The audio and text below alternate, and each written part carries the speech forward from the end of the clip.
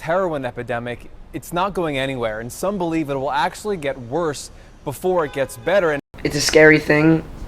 It is a demon, and nobody should have to face it alone.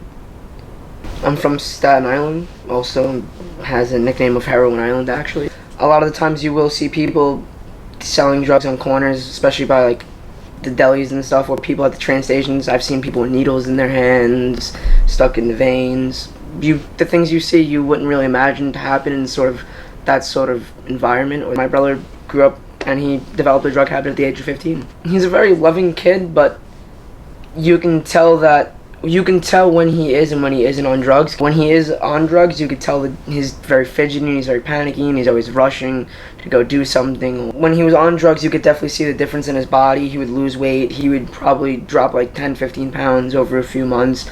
His whole demeanor would change, his face would sink in, stuff like that. It stings to say it, but the only way to sometimes get people to learn is tough love, especially coming from where I'm from. These kids, they do what they want and they get away with it just because they have this drug problem or because they can claim they have a drug problem. Just because somebody's a drug addict doesn't mean they're a bad person. It just means that they have an addiction problem, and addiction is a disease, and hopefully one day we can help people overcome this disease.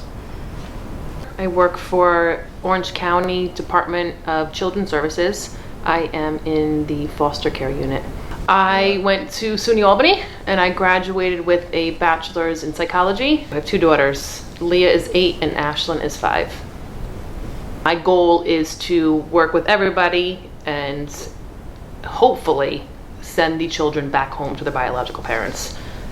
That doesn't always happen, of course. My cases that I have, probably a good 95% of the biological parents have substance abuse issues. Mainly heroin is the drug of choice for many of the parents that I work with.